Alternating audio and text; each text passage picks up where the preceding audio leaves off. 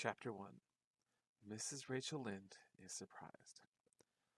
Mrs. Rachel Lynde lived just where the Avonlea main road dipped down into a little hollow, fringed with alders and ladies' eardrops, and traversed by a brook that had its source away back in the woods of the old Cuthbert place. It was reputed to be an intricate, headlong brook in its earlier course through those dark woods, with dark secrets of pool and cascade. But by the time it reached Lynde's Hollow, it was a quiet, well-conducted little stream, for not even a brook could run past Mrs. Rachel Lynde's door without due regard for decency and decorum. It probably was conscious that Mrs. Rachel was sitting at her window, keeping a sharp eye on everything that passed from Brooks and children up, and that if she noticed anything odd or out of place, she would never rest until she had ferreted out the whys and wherefores thereof. There are plenty of people in Avonlea, and out of it, who can attend closely to their neighbors' businesses by dint of neglecting their own. But Mrs. Rachel Lynde was one of those capable creatures who can manage their own concerns and those of other folks into the bargain. She was a notable housewife. Her work was always done and well done. She, quote, ran the sewing circle, helped run the Sunday school, and was the strongest prop of the Church Aid Society and Foreign Mission Auxiliary. Yet with all this, Mrs. Rachel found abundant time to sit for hours at her kitchen window, knitting cotton warp quilts. She had knitted 16 of them, as Avonlea housekeepers were wont to tell in awed voices, and keeping a sharp eye on the main road that crossed the hollow and wound up the steep red hill beyond. Since Avonlea occupied a little triangular peninsula jutting out into the Gulf of St. Lawrence, with water on two sides of it, anyone who went out of it or into it had to pass over that hill road, and so they ran the unseen gauntlet of Mrs. Rachel's all-seeing eye. She was sitting there one afternoon in early July. The sun was coming in at the window, warm and bright. The orchard on the slope below the house was in a bridal flush of pinky white bloom, hummed over by a myriad of bees. Thomas Lynde, a meek little man who Avonlea people called Rachel Lynde's husband, was sowing his late turnip seed on the hill field beyond the barn. And Matthew Cuthbert ought to have been sowing his on the big red brook field way over by Green Gables. Mrs. Rachel knew that he ought because she had heard him tell Peter Morrison the evening before in William J. Blair's store over at Carmody that he meant to sow his turnip seed the next afternoon. Peter had asked him, of course, for Matthew Cuthbert had never been known to volunteer information about anything in his whole life. And yet here was Matthew Cuthbert at 3:30 on this afternoon of a busy day, placidly driving over the hollow and up the hill. Moreover, he wore a white collar and his best suit of clothes, which was plain proof he was going out of Avonlea. And he had the buggy and sorrel mare, which betokened that he was going a considerable distance.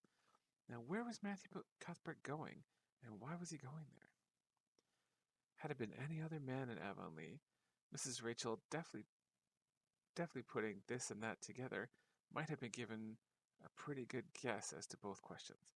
But Matthew so rarely went from home that it must be something pressing and unusual which was taking him. He was the shyest man alive, and hated to have to go among strangers or to any place where he might have to talk. Matthew, dressed up with white collar and driving in a buggy, was something that didn't happen often at all. Mrs. Rachel, ponder as she might, could make nothing of it, and her afternoon's enjoyment was spoiled. I'll just step over to Green Gables after tea and find out from Marilla where he's gone and why, the worthy woman finally concluded. He doesn't generally go to town this time of year, and he never visits. If he'd run out of turnip seed, he wouldn't dress up and take the buggy to go for more. He wasn't driving fast enough to be going for a doctor. Yet, something must have happened since last night to start him off. I'm clean puzzled. That's what. and I won't know a minute's peace of mind or conscience until I know what has taken Matthew Cuthbert out of Avonlea today. Accordingly, after tea, Mrs. Rachel set out. She had not far to go. The big, rambling, orchard-embowered house where the Cuthberts lived was a scant quarter of a mile up the road from Lynn's Hollow. To be sure, the long lane made it a good deal further. Matthew Cuthbert's father, as shy and silent as his son after him, had gotten as far away as he possibly could from his fellow men without actually retreating into the woods when he founded his homestead. Green Gables was built at the farthest edge of his cleared land, and there it was to this day, barely visible from the main road, along which all other Avonlea houses were so socially situated. Mrs. Rachel Lynde did not call living in such a place living at all. It's just staying, that's what, she said as she stepped along the deep-rutted, grassy lane bordered with wild rose bushes. It's no wonder Matthew and Marilla are both a little odd, living away back here by themselves. Trees aren't much company, though dear knows if they were, there'd be enough of them. I'd rather look at people. To be sure, they seem contented enough, but then I suppose they're used to it. A body can get used to anything, even to being hanged, as the Irishman said. With this, Mrs. Rachel stepped out of the lane into the backyard of Green Gables. Very green and neat and precise was their yard, set about on one side with great patriarchal willows, and on the other side with prim Lombardies. Not a stray stick nor stone was to be seen, for Mrs. Rachel would have seen it if there had been. Privately, she was of the opinion that Marilla Cuthbert swept the yard as often as she swept her house. One could have eaten a meal off the ground without overbrimming the proverbial peck of the dirt. Mrs. Rachel rapped smartly at the kitchen door and stepped in when bidden to do so. The kitchen at Green Gables was a cheerful apartment, or would have been cheerful if it had not been so painfully clean as to give it something of the appearance of an unused parlor. Its windows looked east and west. Through the west one, looking out on the backyard, came a flood of mellow June sunlight. But the east one, whence you got a glimpse of the bloom-white cherry trees in the left orchard and nodding, slender birches down in the hollow by the brook, was greened over by a tangle of vines. Here sat Marilla Cuthbert, when she sat at all, always slightly distrustful of the sunshine, which seemed to her to be too dancing and irresponsible a thing for a world which was meant to be taken seriously. And here she sat now, knitting, and the table behind her was laid for supper.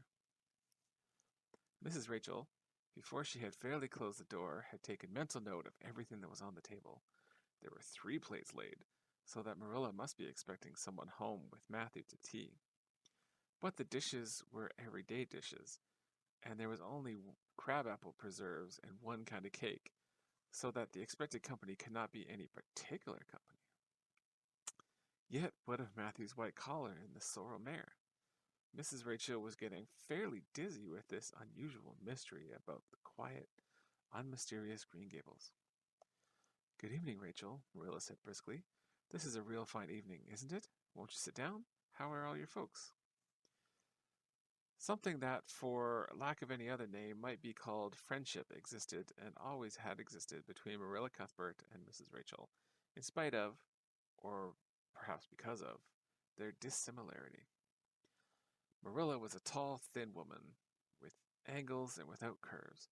Her dark hair showed some gray streaks and was always twisted up in this hard little knot behind, with 2 wire hairpins stuck aggressively through it. She looked like a woman of narrow experience and rigid conscience, which she was, but there was a saving something about her mouth which, if it had been ever so slightly developed, might have been considered indicative of a sense of humor. We're all pretty well, said Mrs. Rachel. I was kind of afraid you weren't, though. When I saw Matthew starting off today, I thought maybe he was going to the doctor's. Marilla's lip twitched understandably. She had expected Mrs. Rachel up.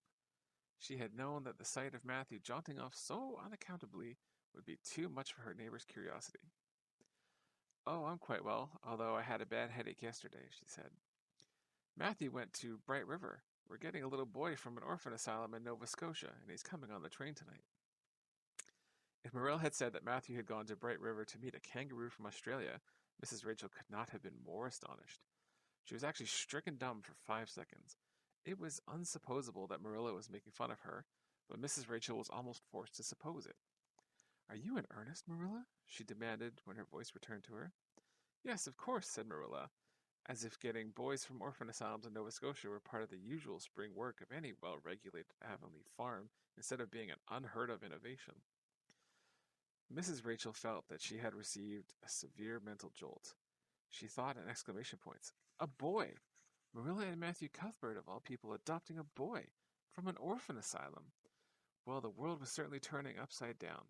She would be surprised at nothing after this. Nothing. What on earth put such a notion in your head? She demanded disapprovingly. This had been done without her advice being asked and must perforce be disapproved.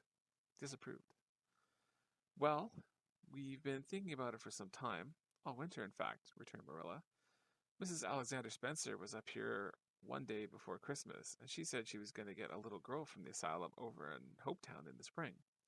Her cousin lives there, and Mrs. Spencer had visited, so she knows all about it. So Matthew and I have talked on and off ever since. We thought we'd get a boy. Matthew's getting up in years, you know. He's 60, and he isn't as spry as he once was. His heart troubles him a good deal, and you know how desperate hard it is to get hired help. There's never anybody to be had but those stupid, half-grown little French boys. And as soon as you do get one broke into your ways and taught something, he's up and off to the lobster canneries or the States. At first Matthew suggested getting a homeboy, but I said no, flat to that. They may be all right, I'm not saying they're not, but no London street Arabs for me, I said. Give me a native born at least. There'll be a risk no matter who we get, but I'll feel easier in my mind and sleep sounder at nights if we get a born Canadian. So, in the end, we decided to ask Mrs. Spencer to pick us out one when she went over to get her little girl. We heard last week she was going, so we sent her word by Richard Spencer's folks at Carmody to bring us a smart, likely boy of about 10 or 11. We decided that would be the best age. Old enough to be of some use doing chores right off, and young enough to be trained up proper. We mean to give him a good home and schooling. We had a telegram from Mrs. Alexander Spencer today. The mailman brought it from the station, saying they were coming on the 5:30 train tonight. So Matthew went to Bright River to meet him. Mrs. Spencer will drop him off there. Of course, she goes on to White Sands Station herself. Mrs. Rachel prided herself on always speaking her mind. She proceeded to speak it now, having adjusted her mental attitude to this amazing piece of news. Well, Marilla, I'll just tell you plain that I think you're doing a mighty foolish thing. A risky thing, that's what. You don't know what you're getting. You're bringing a strange child into your house and home, and you don't know a single thing about him, nor what his disposition is like, nor what sort of parents he's had, nor how likely he is to turn out. Why, it was only last week I read in the paper how a man and his wife up the west of the island took a boy out of the orphan asylum, and he set fire to their house at night. Set it on purpose, Marilla. Nearly burnt them to a crisp in their beds. And I know another case where an adopted boy used to suck the eggs. They couldn't break him out of it. If you had asked my advice on the matter, which you didn't do, Marilla, I'd have said, for mercy's sake, not to think of such a thing, that's what. This job's comforting seemed neither to offend nor alarm Marilla. She knitted steadily on. I don't deny that there's something in what you say, Rachel. I've had some qualms myself, but Matthew was terrible set on it. I could see that, so I gave in. It's so seldom Matthew sets his mind on anything that when he does, I always feel it's my duty to give in. And as for the risk, there's risks in pretty near everything a body does in this world. There's risk in people having children of their own when it comes to that. They don't always turn out well. And then Nova Scotia is right close to the island. It isn't as if we're getting him from England or the States. He can't be that much different from ourselves. Well, I hope it will turn out all right, said Mrs. Rachel, in a tone that plainly indicated her painful doubts. Only, don't say I didn't warn you if he burns Green Gables down and they put strychnine in the well. I've heard of a case over in New Brunswick where an orphan asylum child did that, and the whole family died in fearful agonies. Only it was a girl in this instance. Well, we're not getting a girl, said Marilla. So poisoning wells, as if poisoning wells was a purely feminine accomplishment and not to be dreaded of in the case of a boy. I'd never dream of taking a girl to bring up. I wonder at Mrs. Alexander Spencer for doing it. But there, she wouldn't shrink from adopting a whole orphan asylum if she took it into her head. Mrs. Rachel would have liked to stay until Matthew came home with his imported orphan, but reflecting that would be a good 2 hours at least before his arrival, she concluded to go up the road to Robert Bell's and tell them the news. It would certainly make a sensation second to none, and Mrs. Rachel dearly loved to make a sensation. So she took herself away, somewhat to Marilla's relief, for the latter felt her doubts and fears reviving under the influence of Mrs. Rachel's pessimism. Well, of all the things that ever were or will be, ejaculated Mrs. Rachel when she was safely out in the lane, it does really seem as if I must be dreaming. Well, I'm sorry for that poor young one, and no mistake. Matthew and Marilla don't know anything about children, and they'll expect him to be wiser and steadier than his own grandfather, if so be he's ever had a grandfather, which is doubtful. It seems uncanny to think of a child at Green Gables somehow. There's never been one there, for Matthew and Marilla were grown up when the new house was built. If there ever were children, which is hard to believe when one looks at them, if they ever were children, I wouldn't be in that orphan's shoes for anything. My, but I pity him. That's what. So said Mrs. Rachel to the wild rose bushes out of the fullness of her heart. But if she could have seen the child who was waiting patiently at the Bright River station at that very moment, her pity would have been still deeper and more profound.